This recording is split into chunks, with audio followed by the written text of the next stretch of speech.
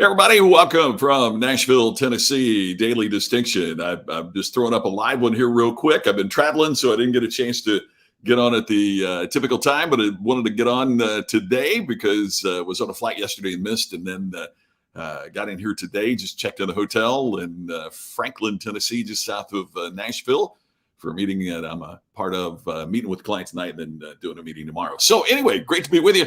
Just wanted to jump on with an idea of something that I learned in the last couple of days, and I wanted to share it with you because I thought it was a really, really important lesson. Hey, Scott's already in the house. Good to see you, Scott. Thank you for being here today, and thanks for being an ongoing, constant viewer of Daily Distinction. I really appreciate it. Hey, before I get into the topic, I want to remind you about the Iconic Inner Circle. Join us. We've had several folks join here in the last few days, and I appreciate that greatly. I'd like for you to join too. It's on me. Your first month's absolutely free. You can check it out, see if you like it. And if you decide that it's not for you, then it's cost you absolutely nothing. It's absolutely free. There's some great things on there that I know that you're going to really, really get into. As my favorite part of it is that every week you get something, an assignment that's going to help you become more iconic. There are also programs that's already been recorded. All of that is right there for you at the Iconic Inner Circle. Just check it out, iconicinnercircle.com. Okay, so the question today is, who is your audience? Now, many years ago, I wrote that book called All Business is Show Business. And, it's kind of funny how at the time it was so criticized, like, that's fluff. And what I think we've realized since then is that show business is not just about song and dance.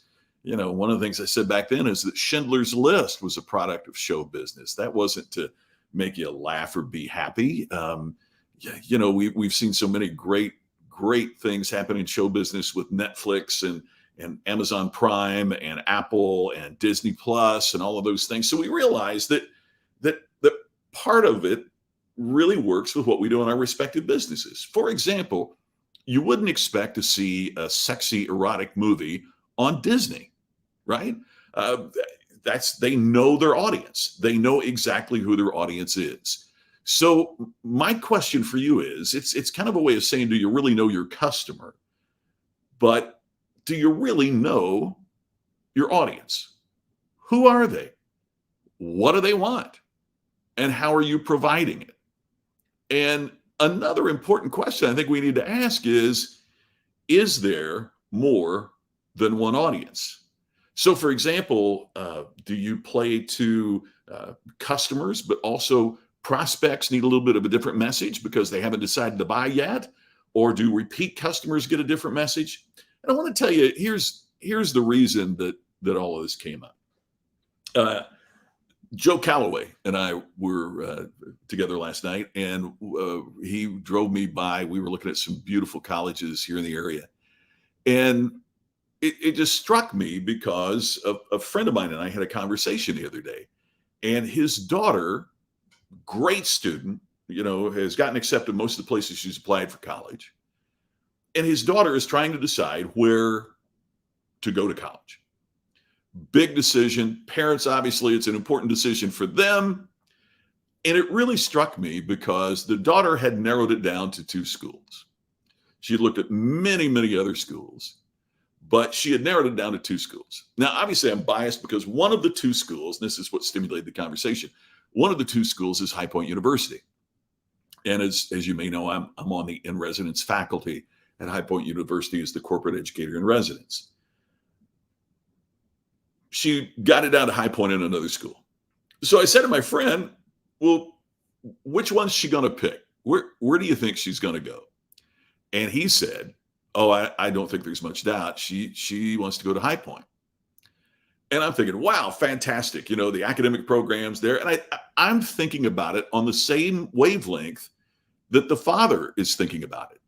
And another friend of mine that some of you heard at the National Speakers Association conference when I interviewed her, ESPN Sage Steele, her daughter decided to go to High Point University.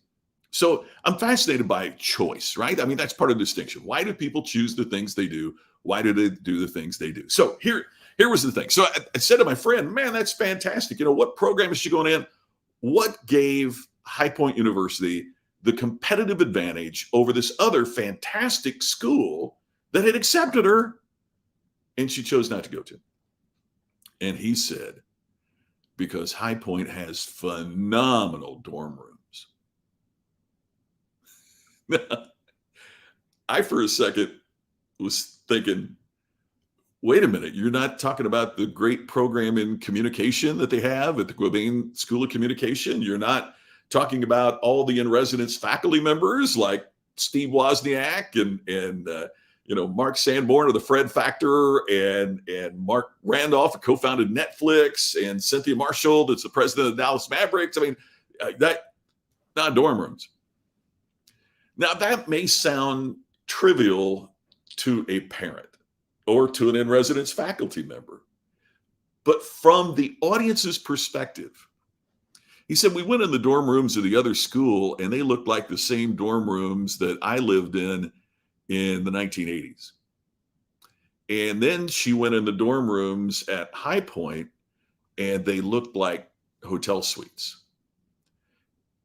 From the perspective of the student, you're looking at this room thinking, this could be where I live for the next 4 years. How do I want to live for the next 4 years? See, my point is, Nido Quabain, my great friend who's president of High Point University, and his team there understand their audience. And the audience is, in fact, divided. There's more than one. Parents want to know that their kids are getting a great education, but they also want to know that they're going to be able to get a job, right? That it's going to lead to something, which is why they promote that they are America's premier life skills university. But they also understand that the student, the incoming student and the returning student is an audience, and they're going to make evaluations based on something probably completely different than the audience is the parent. The audience of the student is going to say, hey, here, the dorm room's really important, because I'm going to be living here for 4 years.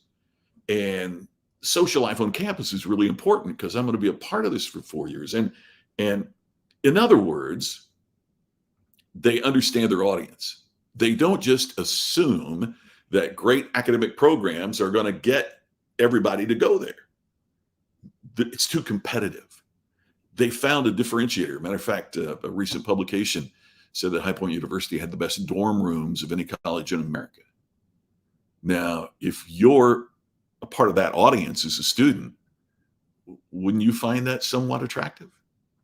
So my question for you, and it's one I got to keep asking myself, right? One question I have for you is, do you know your audience? Not just who you think your audience is, right? It'd be easy for a college to assume that great academic programs and these incredible library. I remember the college I went to bragging about its library. Well, maybe in a time of the internet, that's not as important as it used to be. So do you know your audience? Do you know how they are making their decisions? Not the way that you would make your decision, or even the way you made your decision when you were the audience. And what do you need to change to make certain that you're connecting with your audience in a way that drives business? By the way, and again, I'm prejudiced, but I'm proud to tell you that High Point University just welcomed their biggest ever freshman class.